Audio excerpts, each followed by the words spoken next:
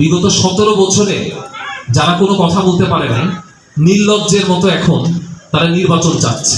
শহীদ ও আহত পরিবারের সম্মানে ইফতার ও দোয়া মাহফিল অনুষ্ঠিত। 25শে মার্চ মঙ্গলবার উত্তরা পলওয়েল কনভেনশন সেন্টারে উদ্দাম ইনোভেশন সোসাইটির উদ্যোগে জুলাই শহীদ ও আহত পরিবারের সম্মানে এক ইফতার ও দোয়া মাহফিল অনুষ্ঠিত হয়েছে। অনুষ্ঠানে ঢাকা মহানগর উত্তরের বিভিন্ন রাজনৈতিক ব্যক্তিবর্গ ও ছাত্র সমন্বয়করা উপস্থিত ছিলেন। শহীদ ও আহত পরিবারের সদস্যরা স্টেজে উঠে স্মৃতিচারণ করেন। কেউ কান্নায় ভেঙে পড়েন, কেউ বা আগুন ছড়া বক্তব্য প্রদান করেন। কারো গলায় শহীদদের স্মরণে কান্নার হেঁচকি, আবার কারো চোখে জুলাই গণ অভ্যুত্থানের নির্মম স্মৃতি ফুটে ওঠে। অনুষ্ঠানের প্রধান অতিথি হিসেবে উপস্থিত থাকার কথা ছিল তথ্য ও সম্প্রচার মন্ত্রণালয়ের মাননীয় উপদেষ্টা জনাব মোহাম্মদ মাহফুজ আলমের, তবে বিশেষ কারণে তিনি উপস্থিত হতে পারেননি। অনুষ্ঠানে বিশেষ অতিথি হিসেবে উপস্থিত ছিলেন অধ্যাপক ডাক্তার এস.এম. কবির জুয়েল, প্রাক্তন প্রফেসর অব সাইকিয়াট্রি, এএমসি ও AIMST, কেদাহ, মালয়েশিয়া।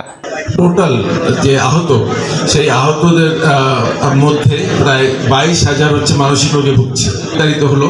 তো এরকম ধরনের অনেকেই আছে যারা হয়তো স্বাভাবিক হতে পারে না, যারা স্বাভাবিক হতে পারছে না, এরকম যারা, তাদের জন্য আমাদের বিভিন্ন ধরনের কাউন্সিলিং সেবা আছে। কাউন্সিলিংয়ের অনেকগুলো ভাগ আছে।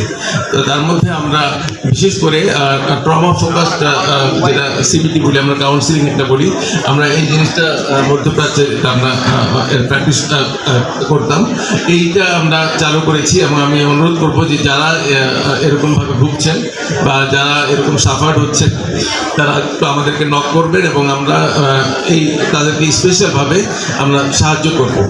এনসিপি এর কেন্দ্রীয় সংগঠক ফরহাদ সোহেল তার বক্তব্যে বলেন, বিগত 17 বছরে যারা কোনো কথা বলতে পারে নাই, নির্লজ্জের মতো এখন তারা নির্বাচন চাচ্ছে।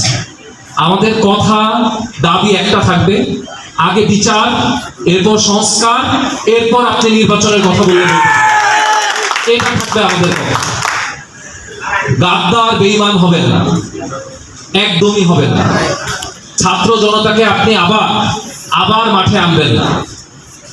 এই ছাত্র সমাজ, এই যুব সমাজ দ্বিতীয় অভ্যুত্থান দেখে ফেলছে।